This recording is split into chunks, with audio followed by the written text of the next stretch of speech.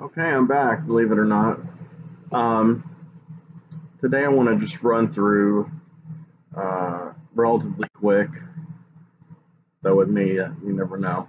Um, Three things that I streamed the last few days, um, and just give some brief impressions. Um, one that I watched was called The Demons of Dorothy, and this one was by, I'm going to need to cheat as usual a little bit. This one was by Alexis Langlois, and was a 2021 French short film, 30 minutes long. Starred Justine Langlois. I don't know if that is a relative of hers or not. I'm going to guess maybe. Uh, this is kind of being discussed as a queer film, and whoops, and I can see why. And it's really good. So that's the end of the review. No, just kidding. Uh, Basically, this young lady named Dorothy, she's this very likable kind of hipster lesbian chick, and she's an aspiring filmmaker, and she keeps writing and rewriting this script, and of course you get to see the scenes played out on camera the way she's imagining them. And once again, we have that incredible, almost indefinable color that I've referred to in a recent review. I can't remember if it was for the movie Bliss, maybe, but I talked about how this movie is in like the color out of space, and Mandy and Bliss, and this kind of red to purple spectrum with like hot pinks and magentas, kind of really shot through in the middle and bright. This is a very popular color for modern horror films. Now, being that purple is my favorite color, anything on that spectrum is stimulating to me visually. Um, so this was cool. So yeah, lots of purple, magenta, hot pink, and related tones. Um, and basically, yeah, her film looks like that. Her film kind of reminded me of Mandy in a way, the cinematography. I don't know if that's on purpose or not, but mainly because you've got some major characters riding these motorcycles through this fog with this color. And it kind of reminded me of the Black Skulls in Mandy. The two characters that are doing this are these two, like, extremely over the top lesbian warrior type chicks with like huge uh, seemingly silicone inflated bosoms that are bare most of the time, but they're not, obviously not the actress's real bosoms, so them being bare isn't really a source of titillation. Unless you love, I mean, if you love kind of unrealistically looking done silicone boobs, then you're really going to get into this. But anyway, they kind of like bounce off each other. I don't mean they literally bounce, but I mean it gets awkward because they hug and they squeeze each other and they ride together on their motorcycles, and they murder all these men, and they they pick up these heads of these men, and one's got like tattooed financier across the top. One had another clever phrase, but I forgot. But so within the script she's writing and visualizing that we're seeing, uh, Dorothy is also kind of bucking against this the whole film industry, the whole process that she's been working on the script for 3 years. She has a woman who, I don't know if you'd call her agent or manager, producer, who's been trying to pitch her stuff, and it keeps coming back with, they want it more mainstream, less offensive, less in your face queer, less violence, less tits. Dorothy's extremely upset about this. She's got a really cool room.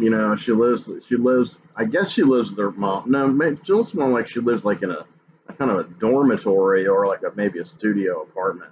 But her mom, either in reality or in her mind, mostly in her mind or imagination, bothers her constantly, belittles her. She can't depend on the manager friend. Um, and these conflicts kind of fuel her imagination. So the movie kind of goes back and forth between what's really happening, which really is only a small portion of the movie. It keeps shooting out into her ideas for her ideal script visualized on camera, or her script as she's been modifying it and neutering it at the behest of her agent. And then the other set of things that she's imagining is this whole scenario she goes into where her agent manager, whatever, becomes more and more monstrous with this crazy looking face that's like really elongated down here. And she's like really like pathetic and weird and creeping around and making these constant demands, clinging to her. And then her mom is like this also monstrous, distorted figure that keeps attacking her and like trying to beat her up, and one time hitting on her, and all along the way, like knocking her, putting her down. And Dorothy's like trying to focus and get past all this. And finally, Dorothy embodies herself in herself within her fantasy.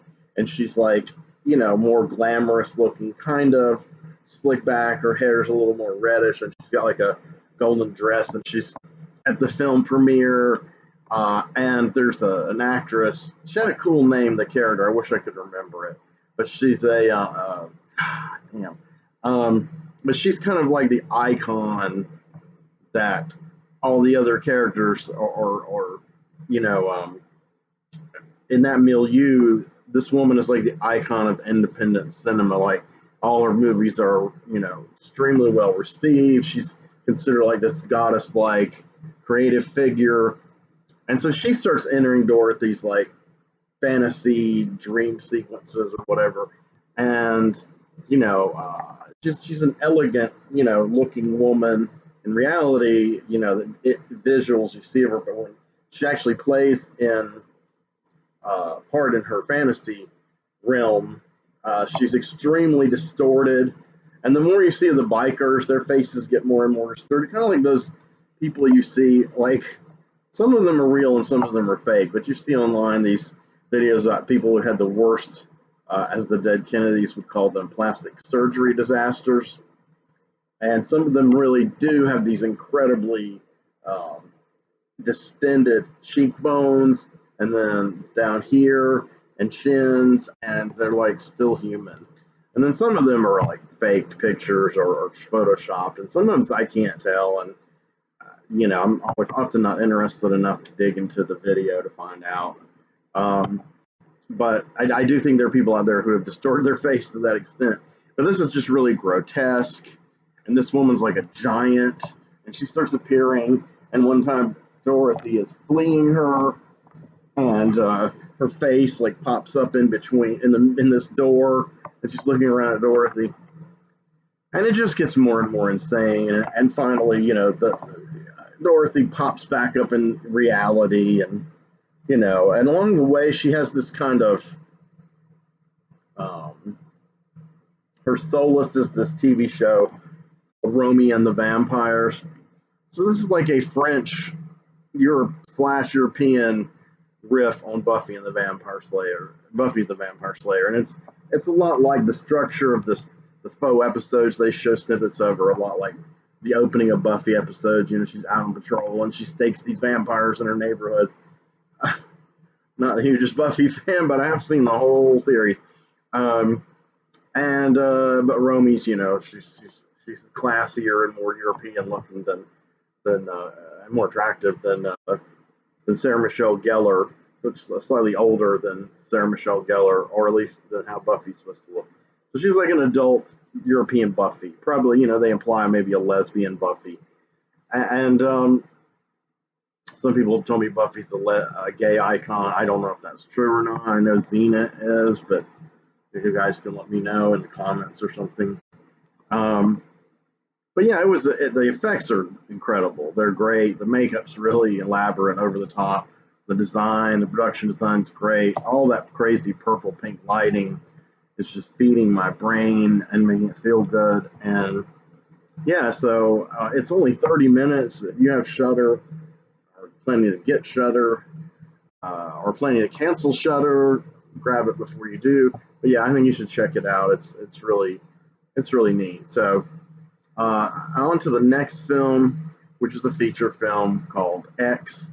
That's a new film by Ty West. He did House of the Devil, which I believe was kind of I saw it. It was kind of a retro-like horror film. It had pretty good atmosphere. It was pretty well shot, fairly serious-minded. You know, a little different than the average fare, but it caught a lot of attention, and so now A24 distributed this one.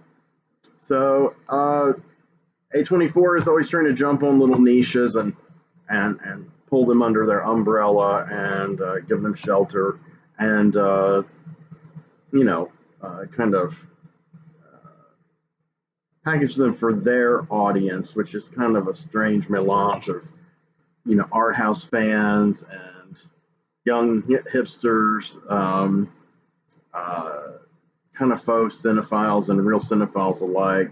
I've talked about A24 a lot on this channel, mostly positive, but a little negative, and I reviewed quite a few of A24 releases on here, I'm sure. But yeah, this it's an A24. So, and I think that's good in this case because I think if it had been picked up by a major studio, this might have been Ty West might have been tempted to make this a little closer to like a Rob Zombie-ish film. I think the pacing would have been a little different, maybe, and it would have been a little more predictable. I'm not going to say that it isn't predictable in a lot of ways, but that's because it's like Rob Zombie's. A lot of his films is a period piece set in the 70s, 1979, to be exact, and heavy homage to Texas Chainsaw Massacre. But basically, it's around a porn crew who goes out and is going to rent this ramshackly old house on this old couple's property, and there's big stalks of grass, and there's the old dilapidated house, and the imagery is very deliberately very similar to um, the locations in Texas Chainsaw Massacre. But this one was filmed in New Zealand. So it's the New Zealand porn massacre. No, it's set in Texas, I think. And when I say porn massacre, that'd be a good name, actually, the New Zealand porn massacre. Don't you steal that from me. And because basically they're going to shoot a porn movie in this dilapidated house, the farmer's daughters. So right away, I'm thinking of the era and the name, and I'm imagining it as like a real movie, like with Renee Bond or something that's distributed by Something Weird Video and Lisa Petrucci back in the day, or even now. That's the kind of film, and the scenes the faux, film scenes that they show are kind of reminiscent of that. They have a nice luster to the film. And basically, the producer is some cowboy guy named Wayne, and he shepherds them all out there. And his girlfriend is Maxine, and she's like this aspiring. She wants to be like a porn superstar, played by Mia Goth. And there's a black actor, and I forgot that character's name, but he has two names, like Kid Cudi or something, and he's also one of the producers. And there's a character named Bobby Lynn, and she's Southern, and she's played amazingly by Brittany Snow, who's by far, I guess, the biggest one-time star in this movie. I mean, I know she's done films. She was a big TV star. I forgot what show. Oh, God, I remember those two shows she was stars in. She was a big star kind of in the early 2000s, but like a lot of actors, and of course I follow this being a soap fiend, she started out in soap operas as a teenager on Guiding Light, playing this character named Susan Daisy LeMay. And she got kind of popular, and then sprung over to this other show, which I'm forgetting the name of, and then kind of went from there. But she hasn't. I haven't heard much of her in a while. I didn't recognize her, but she's. I would assume she's now probably in her 30s, mid to late 30s.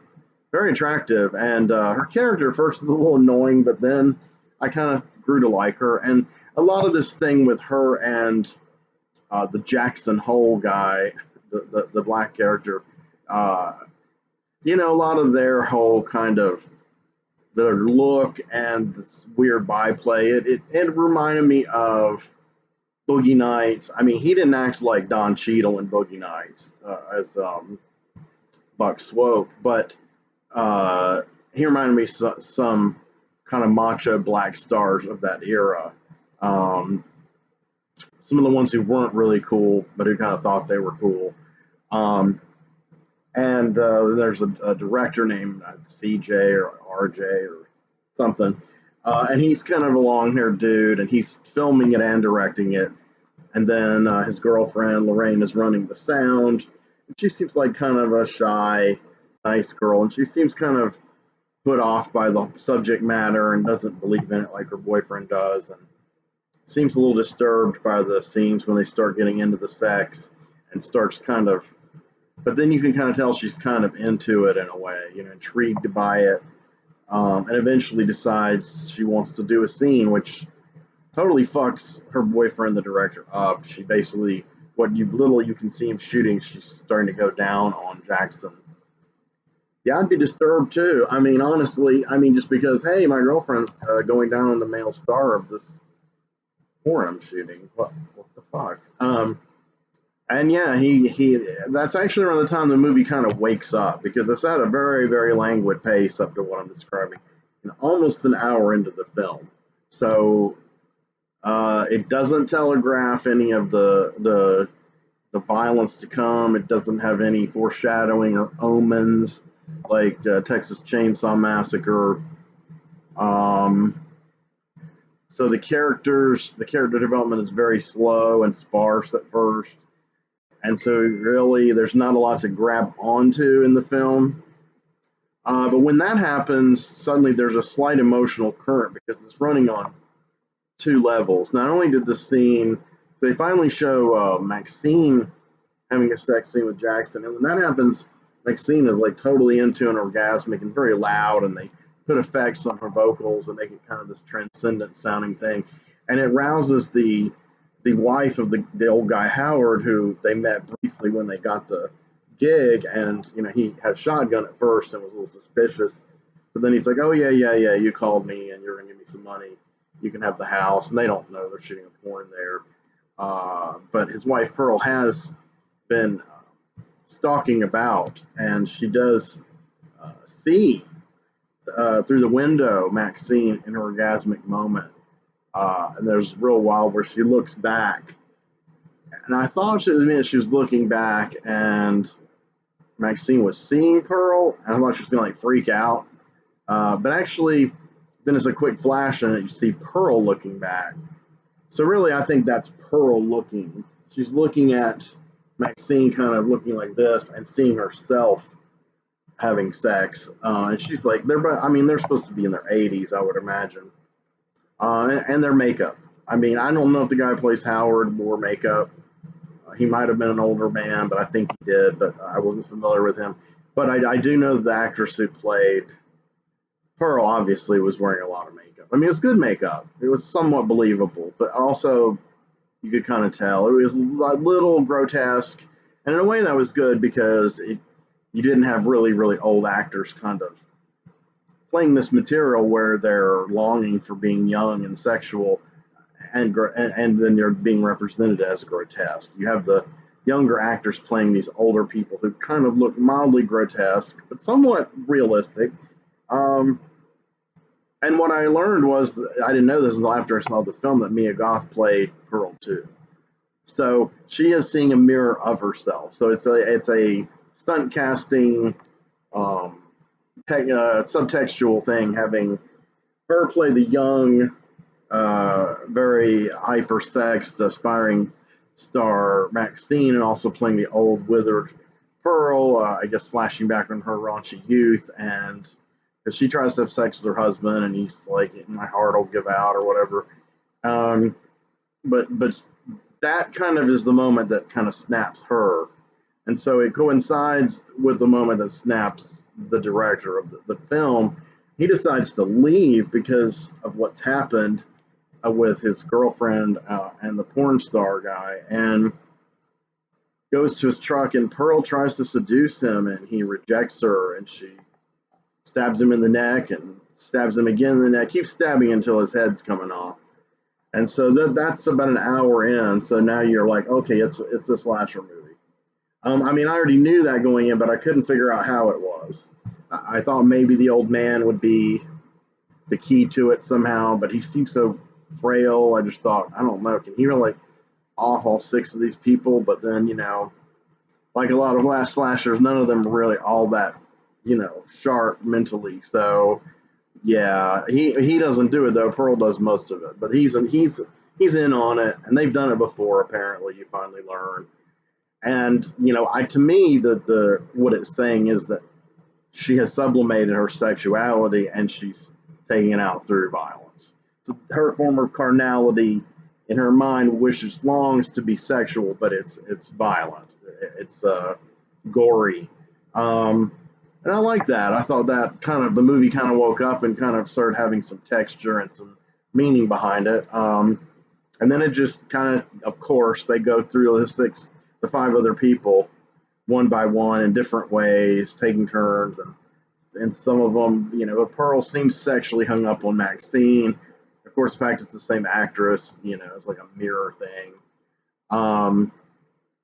Yeah, it's a trip, and yeah, there is a final girl who survives. I won't give away who it is, and the couple, for all the sympathy you may or may not feel for them, in some ways, they get what's coming pretty resoundingly. Well, Pearl more flamboyant, in a more flashy, flamboyant way than Howard. So, but yeah, so I actually, I guess, would recommend it. It's kind of getting a little hype with A24 people, indie film people, and horror people. And I kind of dip in not A24, but I'm not really loyal to their brand. I just like a lot of their stuff and dislike some of their stuff. But yeah, I mean, obviously I dip into the indie film and horror things a lot. But I don't really follow trends or whatever like that. So it was pretty good. I would recommend it. Just have some patience. It reminds me of a trend in recent horror films that are trying to kind of distinguish themselves and be different, and some of which are being distributed by A24. This very languid pacing, the slow pacing, and with lack of incident, or the inciting incident doesn't even happen until like 45 minutes into the film. I mean, you can make your film any way you want. I mean, I don't think there's a gospel of script writing. I'm not a Sid Field kind of guy, but I mean, structure is important if it creates the effect you desire. And I feel like this structure is, sometimes there's a payoff, like with this film, and sometimes there's not a payoff. Sometimes it's not worth the wait. And I think I understand now why whenever the rare occasions I've been in a live setting, like at a comic convention or a Fathom events or a film festival kind of thing, or other kind of convention where older horror and fantasy films have been shown, and I'm with people who are a good bit younger than me.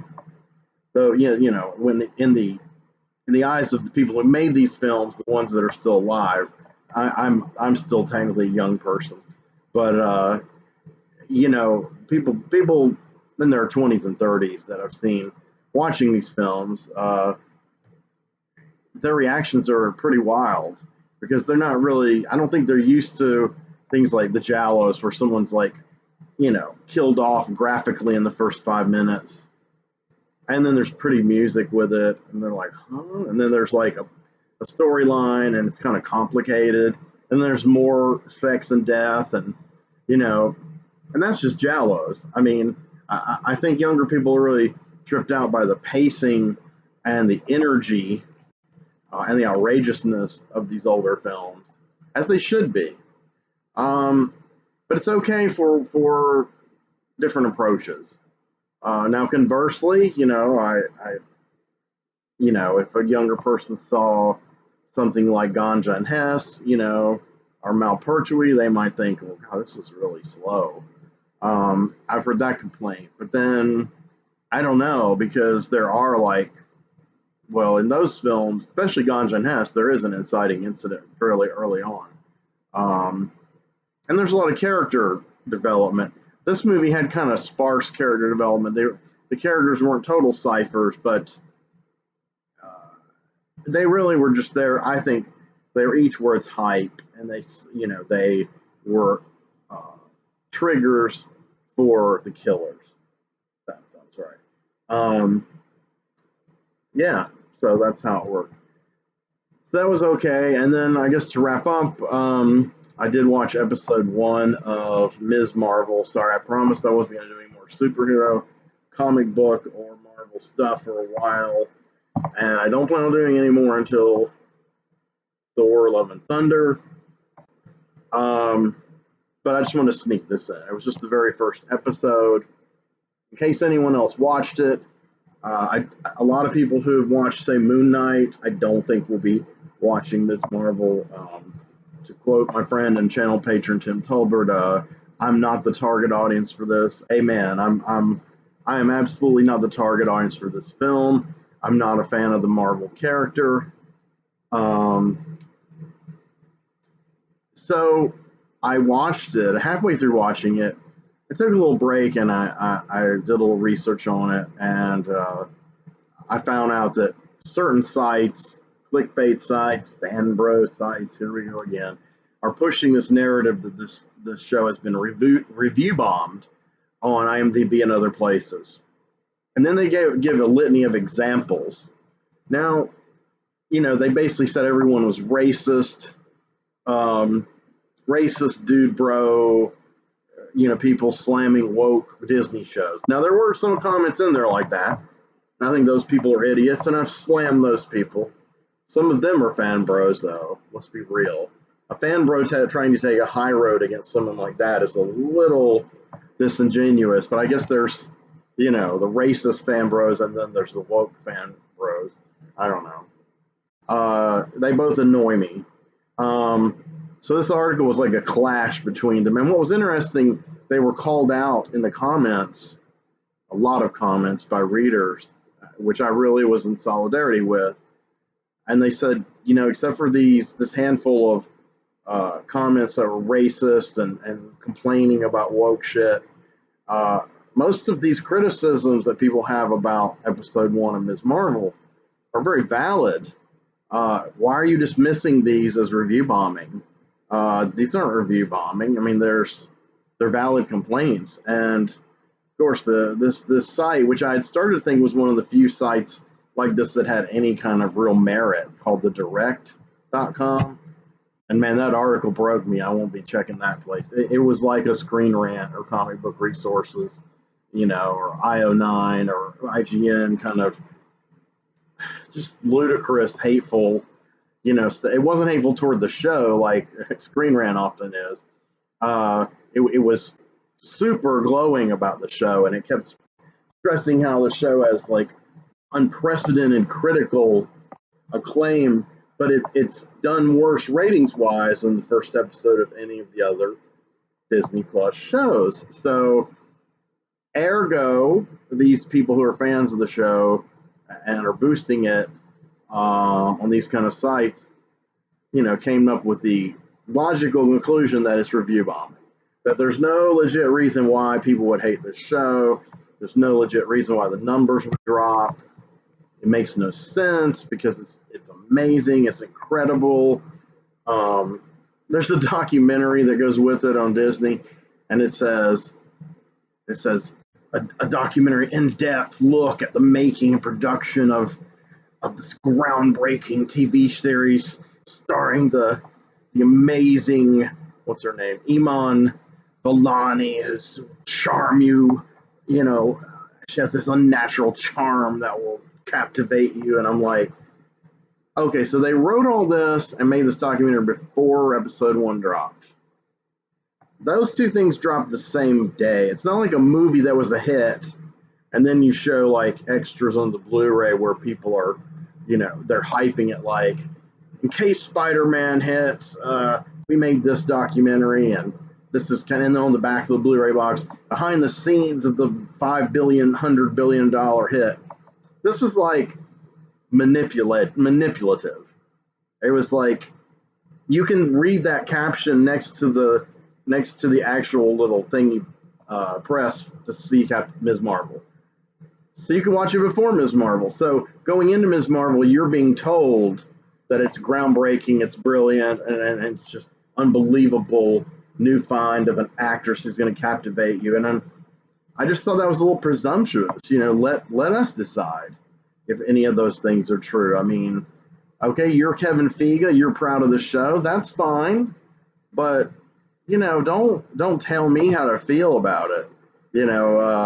Get some feedback, before you make this documentary and label it and put all this hype on it.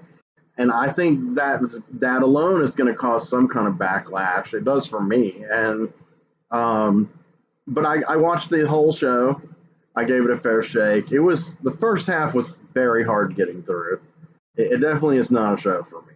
So I'll go ahead and say that. And then I watched the second show after I'd read these criticisms of it, and I tried to keep them in mind and see if they were legit. And most of them were legit. I mean, one of the biggest complaints about it is it radically changed the comic book source material. To me, that's a legitimate criticism. You know how I am about fidelity to these comics. Now, I haven't read enough Ms. Marvel comics to really know the details. I know she's a Muslim girl named Kamala Khan. She gets some Inhumans-like power and then can like stretch or distort her body. Her costume is comics accurate. Like, she doesn't wear it in the first episode, but I've seen lots of shots of it. It looks exactly like the comics, and she's well cast physically, and I think she's got the right attitude. But according to people criticizing it, they've changed her character. They've changed, but definitely obviously have changed her powers and her origin. They've changed her the way certain of her supporting cast acts, the structure of it. So I'm like, well, I don't know, man. I mean, this is a character that debuted only in 2014 and got super popular, and you still have to change it this much. I mean, they could have conceived this character with a movie or TV show in mind. They probably did. I mean, that's how they are crafts that way these days. Multi-platforming, they used to call it. But I don't know. So I don't know if those charges are accurate. But if they are, I think that's a very, very legitimate and to me, damning criticism. One big criticism was it's less like a Disney Marvel show and more like a full-on Disney show. And that's true. It reminded me of Ugly Betty. It's like Ugly Betty, but instead of the Hispanic family, it's a Muslim family. And they're Pakistani. And they remind you, like in every scene, multiple times that they're Muslim and Pakistani, to the point where it's a little unbelievable. I mean, they could have used more scenes where, see, Kamala herself doesn't act this way. She doesn't, drop all these Pakistani language words, or some of these terms I was familiar with, Muslim terms, and Asian terms that I don't know which language a lot of them came from, but I've heard them before. I could figure out quickly what they meant in context, which I think you were supposed to be able to do that, but it draws a lot of attention to itself because you'll have a family here, and there's no outsiders in the scene. They're having dinner, and so they all know English and their native language, and the Muslim deal, the milieu. So they should feel comfortable lapsing in and out of that. Like when you watch an Indian movie made in India, a lot of times they'll lapse in and out of English to Is Hindi one of the languages? What's the other major Indian language? See, I get messed up. I'm sorry. But like a Satyajit Ray movie, even way back then, I mean, they lapsed a lot into English and back and forth, and then they don't draw attention to it. They just keep the story going. It's just things that are interesting and cultural ticks, I guess you could say, or mannerisms. Um, and so in this one, it's not like that. It's like they'll be saying a sentence in English and they'll have a punchline to it because it's all humorous. Um, and then they'll say so and so is going to the. I'm just giving an example. They don't say this anymore. Going to the imam. Okay, so why, if all of y'all already know these languages, why do you need to draw attention to these terms to your family? I mean, if I were like Kamala, I'd be like, why are you saying that word that way, Daddy? I think that would have been kind of funny, but then you'd have to kind of start breaking the fourth wall a little, which this show probably should have done. Because without that, it really constantly takes you out of the movie. Um, I mean, there was a lot of Egyptology in Moon Knight, but it never ground the show to a halt. To me, this is like, I'm not going to call it woke. I'm not going to call it virtue signaling. I don't think it's that. I don't like using those terms, even though sometimes they do apply. Well, not woke, but woke is something that was stolen from us and co-opted, like so many other terms, like progressive. But virtue signaling, yeah, there are people who do that. So I don't think it's that. I think the people who wrote it and directed it were of that culture. And I think they're genuinely trying to create a show like that. But again, it is like an Ugly Betty kind of show. Now, just because it's a Muslim show, that doesn't mean that make that kind of show good. So, in other words, I think there should have been more concentration on making it a quality show rather than making you aware that this is like going to be the first major, or as Marvel beats you over the head with, groundbreaking Muslim situation comedy slash superhero show. And it's very much a comedy, and it's not very funny. It's corny. It's very cheesy. The mother, to me, is a very bad stereotype of a woman of her culture. I mean, the actress is of that culture, but the way she talks is just a little. I mean, I have met Indian people. Like, I work in a neighborhood full of very well off Indian people, and some of them do speak in that way. There's this kind of dramatic, patronizing way where they're having trouble with the English, but they pronounce things very starkly, and they're kind of like, they feel like they're better than you, like you're not in on their culture. It's very rare I meet someone like this, but they're very memorable type of people, and they're not super likable. That those qualities aren't likable in any culture. But the mom is like that, and the mom is really the killjoy character. But they really draw the way she talks to her is this very stern kind of. I don't know. She came off like, to me, she came off like a cliche and a stereotype. Uh, Kamala and the male family members did not so much. Though the dad would say some crazy shit where he would draw attention to himself. I mean, there are moments where they act like they're living in Jersey City. I mean, Kamala obviously was born in America. Her older brother probably was. Uh, but they act like some scenes are in the old country. Like the dad seems sometimes confused with technology, and that's an age thing. So I mean, that's legit to an extent. But sometimes the way he says it, it comes off as a cultural thing, um, and I just don't buy that.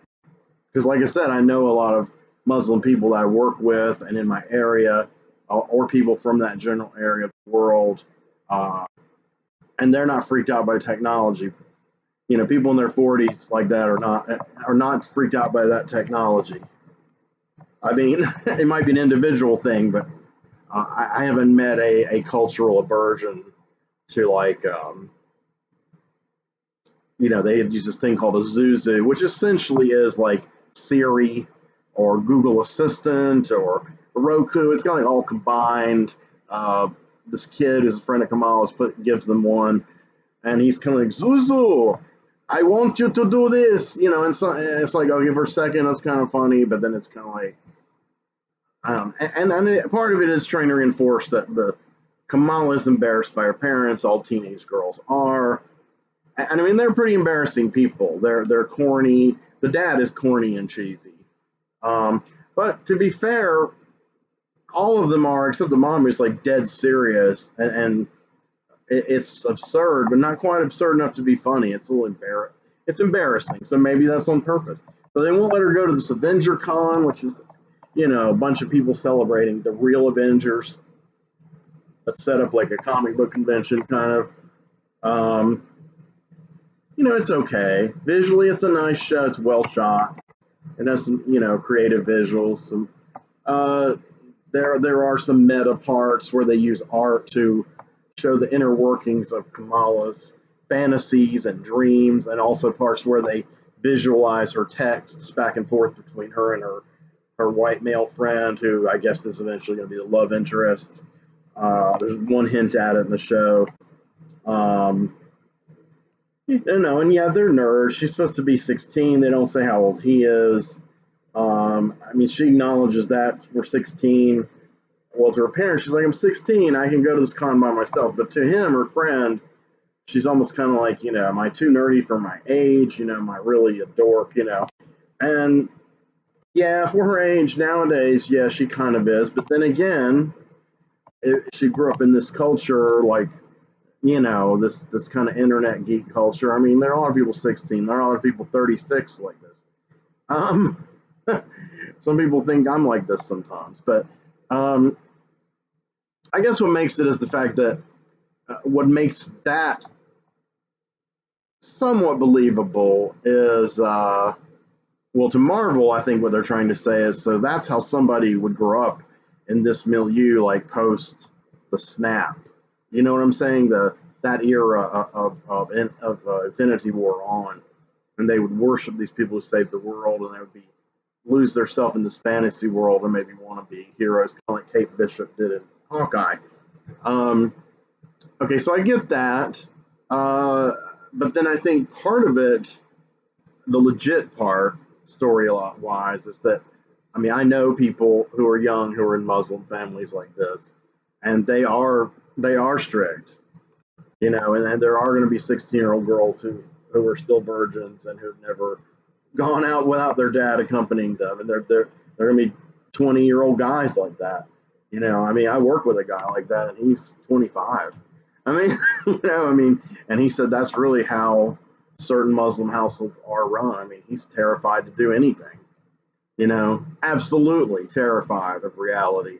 He wants to experience it, but he's terrified of his parents. He's terrified of because they're incredibly wealthy and they're incredibly fundamentalist Muslims, and he's afraid. Whereas he's not, he acts just like some American kid who wants to get laid. You know, it's actually knowing him was kind of insightful to this show in a way. Kamala reminded me a little bit of him, but unlike him, I didn't feel sorry. I don't feel sorry for him anymore, but I did kind of feel sorry for her. But she gets the powers at the end, and it's in a way that's nothing like the comics. And so the purists, of which I can be one, though I'm not attached to this character at all, were really mad. It was a little ham-fisted. So anyway, let me wrap it up. I didn't want to spend more time on this than, say, Demons of Dorothy, but I have. There's a lot to dislike about this show, no matter where you're coming to it from. However, if you're like a teenager or love these kind of teenage shows, like say you loved That's So Raven, you loved Ugly Betty, you love that whole spectrum of kind of shows. Yeah, it's kind of a throwback in a way, kind of sitcom, and I didn't like those sitcoms when they were on. I did like Ugly Betty the first time I saw it.